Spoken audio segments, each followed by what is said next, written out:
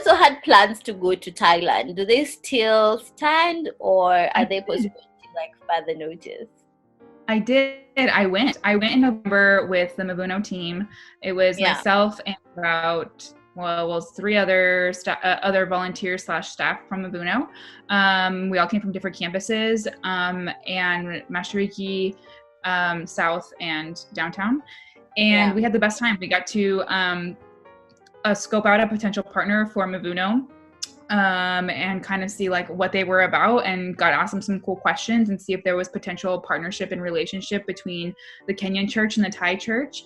Thailand is very, I would say, not suppressive, but more quiet about Christianity, because it's the idea that they actually are a very Eastern religion dominated area. So Buddhism is the religion of most people there, and so and another big thing is the language barrier. So what you find when you go there is that most people don't know English at all. They only know Thai, and so in order to speak to them and to proclaim the gospel to them, you need to know Thai. And so the missionaries that were there were actually from the Philippines, and they were there learning Thai, actually going to Thai school, so that way they could learn and disciple people that were in Thailand. So, and then they, through that different methods, they had different art programs, sports camps, mentorship after school programs that they had to reach out to the Thai people and their families. And I mean, it was an incredible time. I ate way too much sticky rice, too much mango.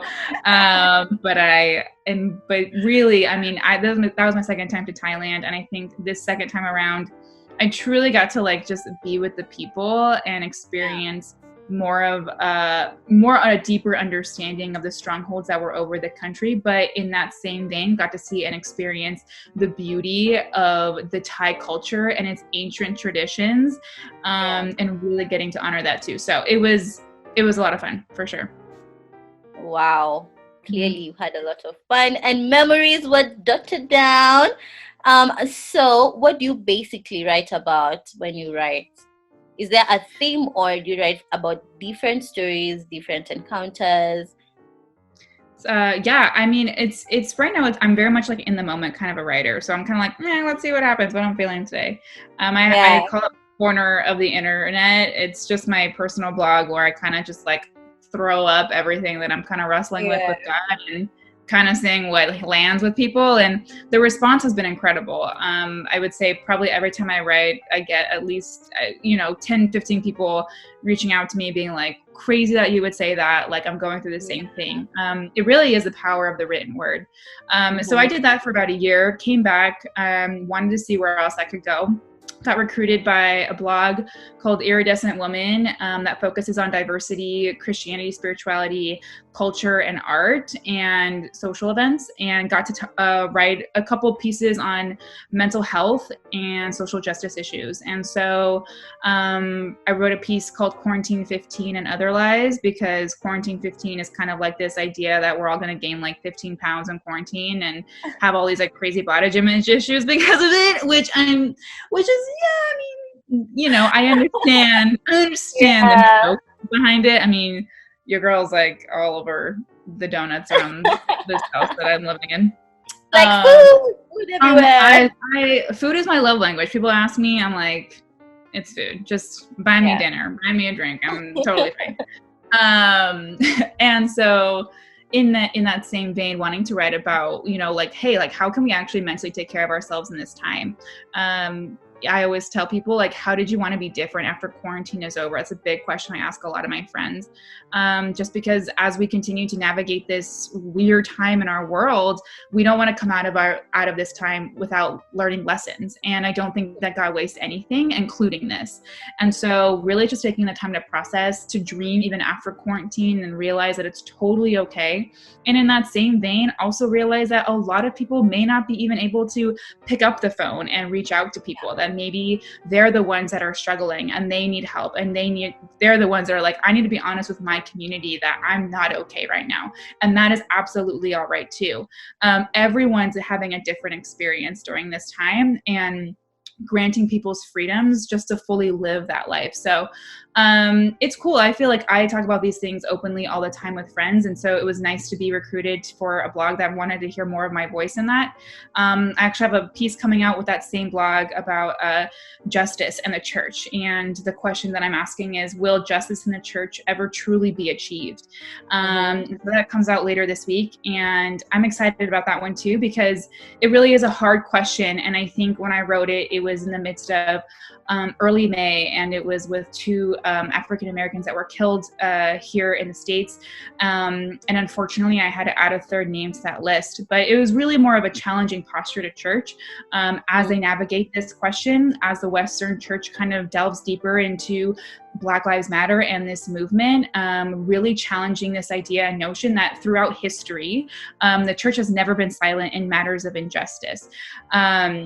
And yet it feels like in a lot of ways they still are. But the Bible is very clear in regards to justice and how that needs to come first before peace. And so as we kind of have these conversations about justice and about peace and about church and about, the minorities in our communities, how are we challenging ourselves and doing the internal work of humility as a Western church to do better for the future?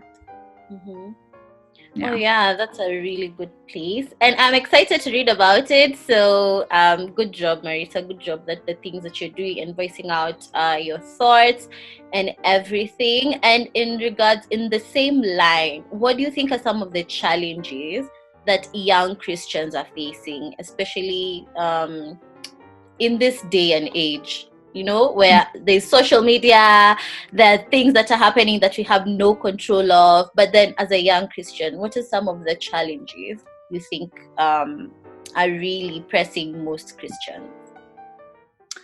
Oof, that's a great question. Yeah, you're right. I mean, social media is definitely a challenge. There's so many things these days to look at and to scroll through and to pass on.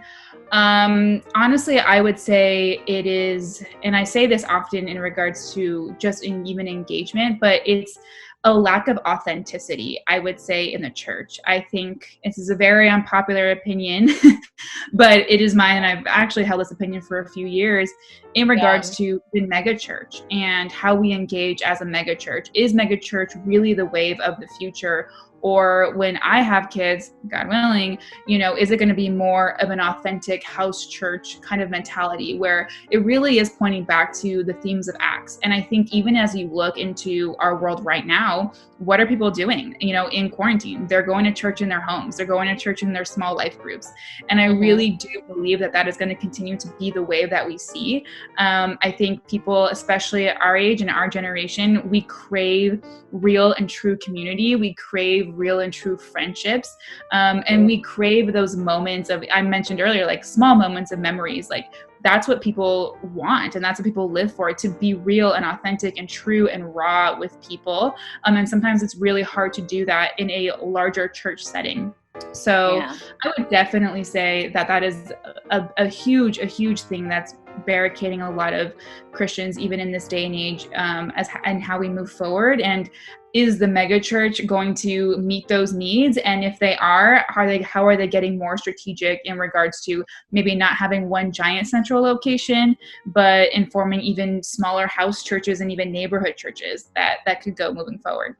Definitely. Wow, you've also given the solution, because that was my next question. So I'm like, yes.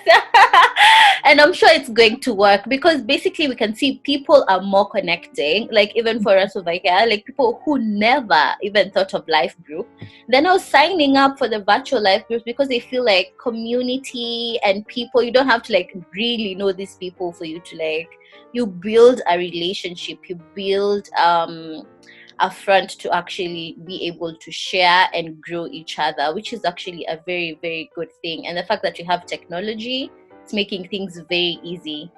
I'm thinking, the mega church is about to be like our parents, old people. Our people will take down their empires, and it'll be a big challenge for the senior pastors of our lives. But exactly, I don't know. I think it's possible, definitely. It is a good thing. On a much lighter note, entertain us with your most embarrassing moment.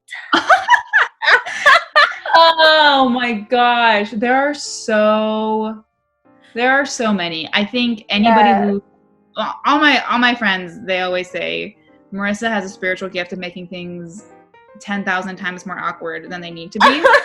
And that's because of who I just who I am. Like I'm really trying not to be that person, but you know, here we are. My most embarrassing moment, gosh, I have to pick one. I don't even know. I think you can say 2 or 3. I know, but I'm really trying to think of like one that's like recent that I'm just like, what is that? I mean, I think anything. So I've dabbled in like online dating, and that was like a horrific experience for me. Yeah. And I think even in like that, like mentioning of just like talking to people and then meeting up with them. I'm horrible at it. I just feel so incredibly awkward every single time. So, so for you, a blind date is a no-no. Oh yeah, it's so painful for me. It really is. The whole thing is just so painful for me. So, I would say probably like I was talking to this one person and we did like a Zoom date and it was just so painful, like so awkward. Like I kept cutting in and out. I was like, I gotta go. Like it was just too much. It was just too much for me to like even handle. So I was like, you know what? Like, why am I even trying to do this in the middle of a global pandemic? Like, let's never do that again. I'm trying to think of one in Kenya. I think because I was usually the only white person at most of the weddings that I went to, people just assumed that like I could dance and like I can't dance. And so there was a time when it was like a friend of a friend's and they were like, this girl, and like put me in the center. Couldn't do it, you know. It was a whole I don't lack the gear that Kenyan women have in order to dance well, and like I get that I'm biracial, I get that I'm Mexican, but some things just didn't transfer over and all that. Yeah, I was like master move. I'm like, what? I know. I was like, I can't. I was like, please don't make me do this. But yeah, here we are. It's just it's too much. I sing a lot. That's a big thing. Yeah, classic 90s. If I end sentences by singing, so. And every time people are like, okay, is this girl all right? It's like, that's just who she is. So. Like, why do you sing everything? I'm like, I question every sometime. I'm like, it's fun and I like it. So. It is.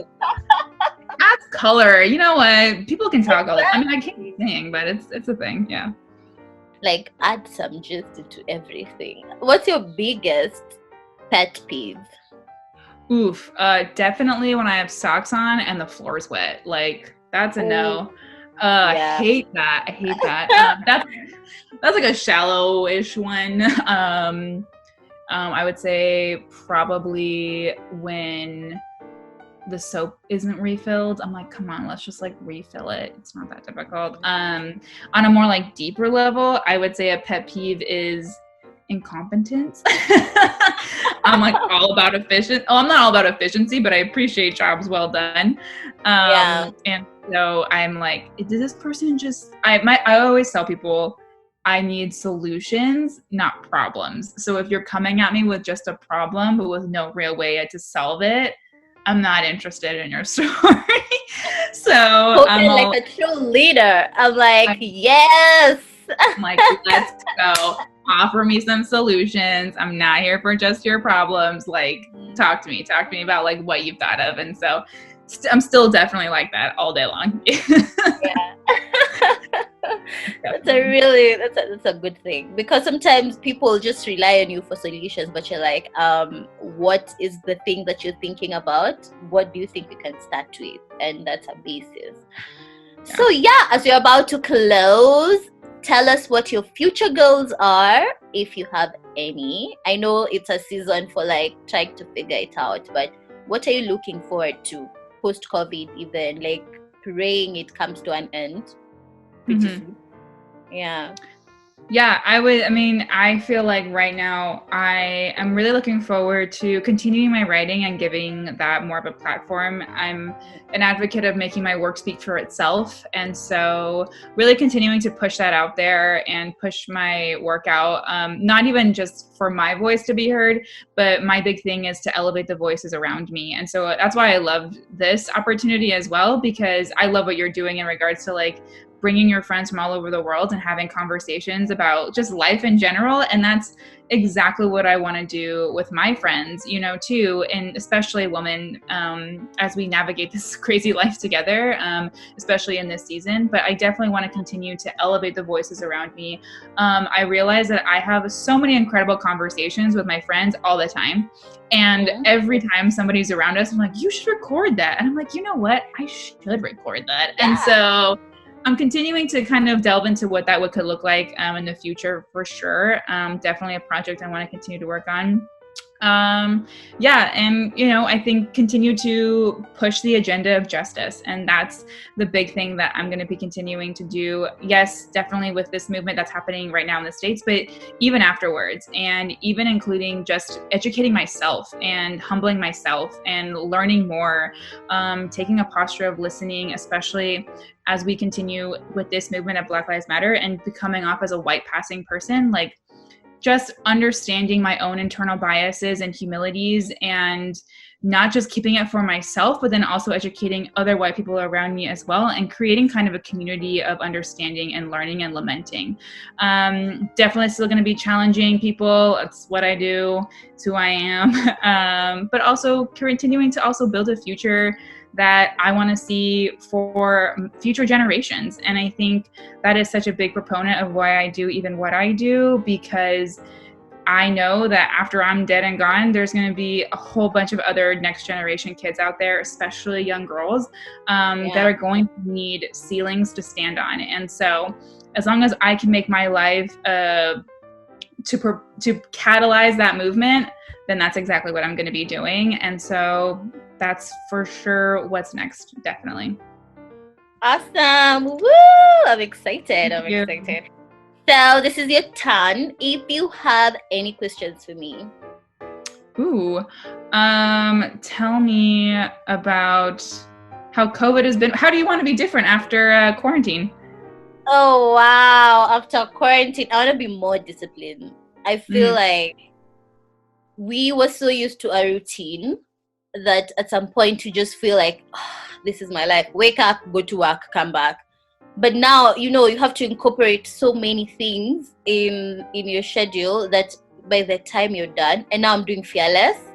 So I have loads of assignments. And I'm starting to read a book as well. Yeah. So I need that discipline. Like by the time COVID is done, I'm like, if it's a time waster, I'm like, I'm sorry. I have way better things to do with my time. Yeah, because I find that have you picked up any new hobbies at all? Sorry? Have you picked up any new hobbies? Not really. But I feel like working out is becoming more. Yeah.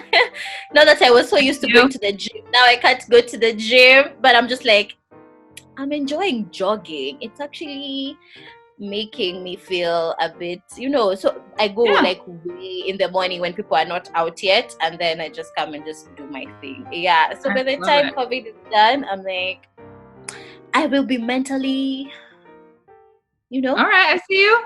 What's his name? Kipchoge? Kipchoge, yeah. I see you. Okay. Yeah. See, I lived in Kenya. I'm fine for a year. I know. Like, yeah. I love it. Thanks for having me. Thank you so much, Marisa. Thank you so much for your time, and we'll continue having this conversation, and good job in what you're doing. Like, thank you. And stay safe. Take care, regardless of. Appreciate it. Bye. Bye.